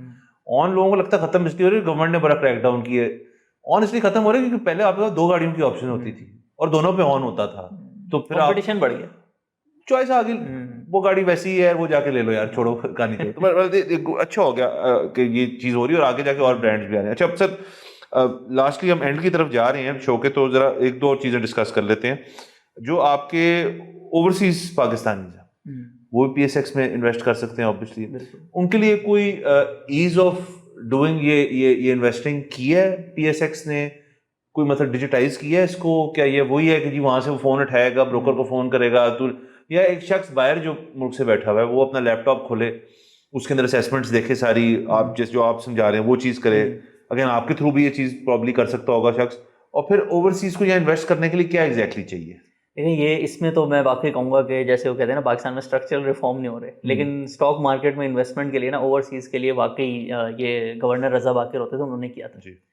सबसे बड़ा पेन पॉइंट ओवरसीज़ का क्या होता है, कहता है मैं एक दफ़ा अगर पाकिस्तान पैसे ले आया ना तो मुझे वापस जो है ना वो मसले होंगे, वो डॉलर मेरा वापस नहीं जाएगा। तो सबसे पहले रीपैट्रिएशन 100% अलाउड है। स्टॉक्स की भी, और वो पाकिस्तान को जैसे जो कर्जे मिलते हैं ना, नया पाकिस्तान सर्टिफिकेट, उसके अंदर भी अलाउड है। तो आपने जो है आरडीए अकाउंट कहते हैं इसको, रोशन डिजिटल अकाउंट, वो आपने खोलना है, किसी भी बैंक में खुल सकता है, ठीक है। फिर जैसे ही आपका वो खुलेगा, आप किसी भी ब्रोकरेज अकाउंट में जो है ना आपका अकाउंट खुल जाएगा। अब आप वहाँ से पैसे भेजेंगे, उन पैसों से आप स्टॉक्स खरीद सकते हैं, ठीक है। अब इसमें एडिशनल फ़ायदा ये है कि जिस भी ब्रोकरेज अकाउंट हाउस में आप अकाउंट खोल लें, आपका कस्टोडियन सीडीसी रहेगा, वो हमेशा उसके पास रहेगा, एडेड सेफ्टी हो गई। तो आप इन्वेस्ट करें, कल को आपको लगता है बेयर साइकिल आ रहा है, डिवैल्यूएशन होने वाली है, आप रिपैट्रिएट करके वापस भी लेके जा सकते हैं। तो ओवरसीज जितने भी हैं उन सब के लिए बहुत ज़्यादा जैसे माइंड में आता है भाई मैं तो यूएस के स्टॉक्स खरीदूंगा। इवन पाकिस्तान के फ्रीलांसर्स भी जो हैं वो भी सोचते हैं भाई मैं तो यूएस के स्टॉक्स में इन्वेस्ट करूँगा, वहाँ रिटर्न ज़्यादा है। लेकिन ये भी एक जो है ना मिसनोमर है। आप 20 साल 25 साल पहले चले जाएं और यूएस का स्टॉक मार्केट का इंडेक्स देखें, वो भी तकरीबन 1000 पे होता था 1999 में, और पाकिस्तान वाला 100 इंडेक्स भी 1000 पे होता था। आज वो 7000 पे है, और उसमें आप जो करेंसी की डिवैल्यूएशन हुई है 5 टाइम्स की, उसको ऐड कर लें तो वो तकरीबन कोई 40,000 45,000 पे है। लेकिन पाकिस्तान का जो इंडेक्स है वो 1,30,000 पहुँचा हुआ। तो भले इकोनॉमी आपकी उस तरह से तरक्की नहीं कर रही, लेकिन जो यहाँ के बिजनेस ओनर्स हैं उनके प्रॉफिट्स बढ़ रहे हैं। और बेस्ट तरीका है कि किसी भी लेट से किसी ने अपनी सेविंग्स एक्यूमुलेट करनी है, वो ओवरसीज़ है, क्योंकि ओवरसीज़ में भी आपको हमेशा होता है कि कभी ना कभी मैंने पाकिस्तान वापस आना है, तो मैं यहाँ पे जो है कोई प्रॉपर्टी खरीद लूँ या स्टॉक्स में इन्वेस्ट कर लूँ जो मुझे फ्यूचर में डिविडेंड दे देगा। तो उस पॉइंट ऑफ व्यू से आप अपने डॉलर्स भी वापस लेके जा सकते हैं। रिटर्न्स वैसे ही यहाँ पे अच्छे हैं, बुल मार्केट फ्रेमवर्क ऑन होता है, लॉन्ग टर्म के रिटर्न्स भी अच्छे हैं। पिछले 2 साल में जो है आप अगर इसको इस तरह से भी देखें, पाकिस्तान ऑलमोस्ट जो टॉप 5 मुल्क होते हैं जिनमें सबसे ज़्यादा रिटर्न आ रहे हैं उसमें आ रहा है। तो जब इधर के हालात ठीक होते हैं, इंटरेस्ट रेट नीचे आते हैं, तो फिर तो स्टॉक मार्केट तो यूएस वाली भी उसको बीट नहीं कर पाती। लॉन्ग टर्म में भी बड़े अच्छे रिटर्न्स हैं। और जब ये बुल मार्केट फ्रेमवर्क ऑन हो, जैसे अभी भी लोग पूछते हैं कि अगले 2 साल में आपको क्या लग रहा है कि यूएस बेहतर है या फिर पाकिस्तान बेहतर है, जब तक पाकिस्तान के हालात अच्छे हैं, इधर के जो रिटर्न्स होते हैं 30 से 35% एवरेज इन बुल मार्केट, उसको कोई भी बीट नहीं कर सकता। यूएस में एवरेज 10% 8% के रिटर्न्स होते हैं, और उधर अनसर्टेनिटी बहुत चल रही है आजकल, टैरिफ से रिलेटेड, सारी चीज़ों से रिलेटेड। तो ओवरसीज़ का सबसे बड़ा मसला पहला कि डॉलर वापस नहीं जाएंगे, वो सॉल्व कर दिया। दूसरा कि मुझे आना पड़ेगा, इधर आके वो साइन करने पड़ेंगे, वो भी सॉल्व कर दिया। तो आप, और कस्टोडियन भी जो है सीडीसी है। तो ओवरसीज़ के लिए तो बल्कि हमारे भी काफ़ी ज़्यादा हैं क्लाइंट्स जो बाहर से करते हैं, सऊदी अरेबिया से भी करते हैं, यूरोप से भी करते हैं। आज तक किसी ने कोई कंप्लेन नहीं की कि मुझे कोई प्रॉब्लम हुई जो है ना कोई भी ऑर्डर एग्जीक्यूट करना है, बड़े आसानी से ऐप के थ्रू हो जाता है। Very good. अच्छा, दूसरा आपने बार बार, क्योंकि न्यूयॉर्क स्टॉक, कोई भी इंटरनेशनल स्टॉक एक्सचेंज है पाकिस्तान पीएसएक्स से हट के, एज अ पाकिस्तानी सिटीजन आप बाहर की स्टॉक एक्सचेंजेस में इन्वेस्ट कर सकते हैं? आपको अलाउड है? कौन करता है यहाँ पे?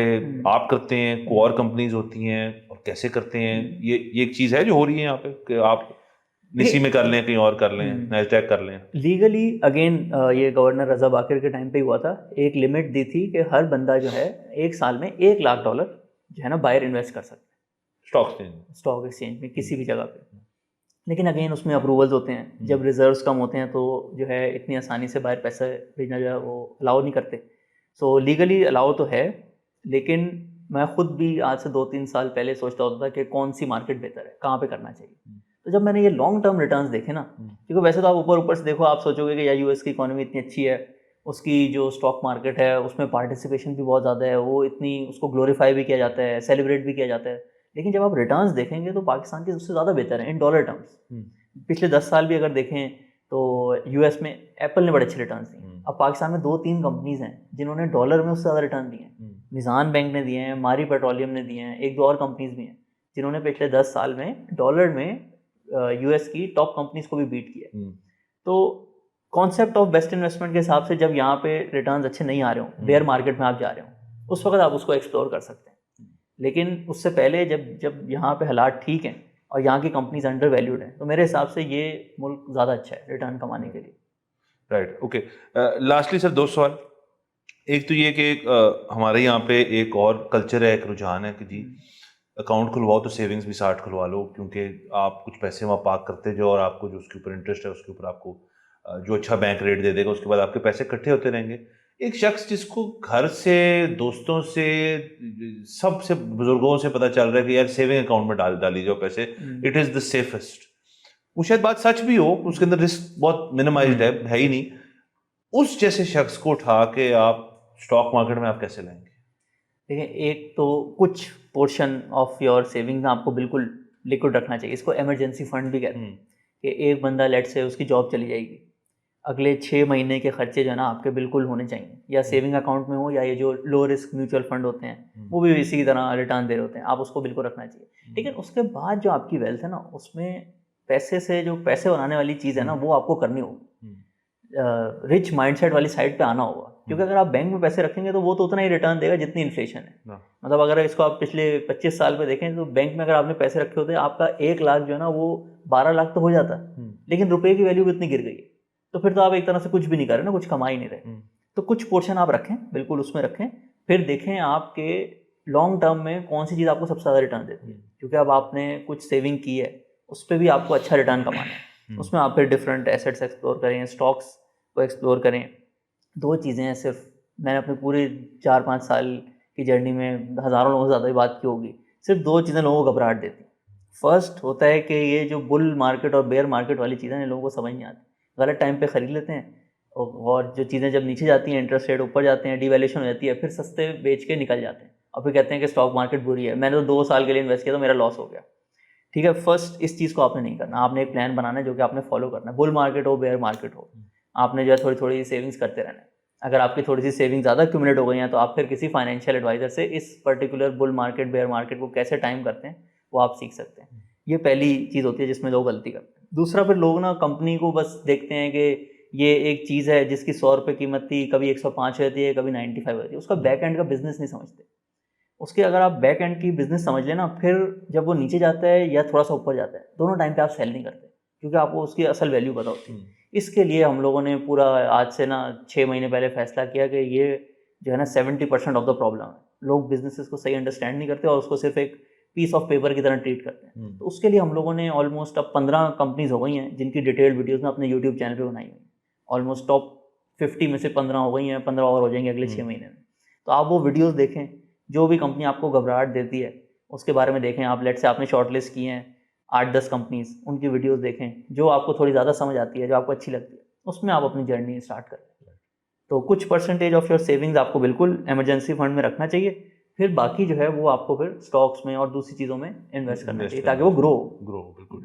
और लास्टली सर, आपका अब कंपनी का अपना विजन जो है, आपने जैसे कभी साल से आपने इस कंपनी को प्रॉपरली चला रहे हैं, आप शायद उससे पहले से आप खुद से कर रहे थे, नेक्स्ट स्टेप क्या है? आप इसको किस तरफ ले जाना चाहते हैं, और आप बेसिकली आपको वो क्या मोटिवेटर है जो इसको भी एक ऐसी चीज़ बनाए कि जी ये वन स्टॉप शॉप है, यहाँ से आप एडवाइस लें और सक्सेस स्टोरी बन जाए? नहीं, बिल्कुल, हमारी बड़ी अल्लाह का शुक्र है, बड़ी अच्छी जर्नी रही। और सबसे ज़्यादा खुशी इसी चीज़ की होती है कि थोड़ा थोड़ा लोगों का ना माइंडसेट अब इस तरफ आ रहा है, और वो जो है रियल इस्टेट को छोड़ के बैंकों में करंट अकाउंट में पैसे रखने को छोड़ के अच्छी कंपनीज जो उनको समझ आती हैं, वो शरिया कंप्लाइंट हों, कुछ लोग बैंक्स में भी कर लेते हैं, तो उनको जो भी चीज़ समझ आती है अच्छे तरीके से इन्वेस्ट कर रहे हैं। जो लोगों ने हमें शुरू में ज्वाइन किया था वो पहले से इन्वेस्टमेंट कर रहे थे, लेकिन वो कह रहे थे कि हम लोग जो है कभी भी कंपनीज को डिटेल में अंडरस्टैंड नहीं कर पाते थे। मतलब हम लोगों का एक मोटो है, understand the business like owners. वो हमें लगता है हमने पहले साल में ना काफ़ी अचीव किया। अब लोग आके खुद हमें बताते हैं कि हमने जो है कंपनी को सही से समझा, ये नीचे भी गई ऊपर भी गई, हमें कोई घबराहट नहीं हुई, हम लोग ना बिजनेस में पार्टनर्स बन गए हैं। फिर हमारा एक और दूसरा विजन है कि मेरी इंस्पिरेशन वॉरेन बफेट, तो उनके जो प्रिंसिपल्स हैं रिच वर्सेस पुअर माइंडसेट के, और जो उनके इन्वेस्टिंग के प्रिंसिपल्स हैं कि किसी ऐसी चीज़ में तो इन्वेस्ट करना ही नहीं है जब तक आपको उसकी पूरी समझ नहीं आ गई।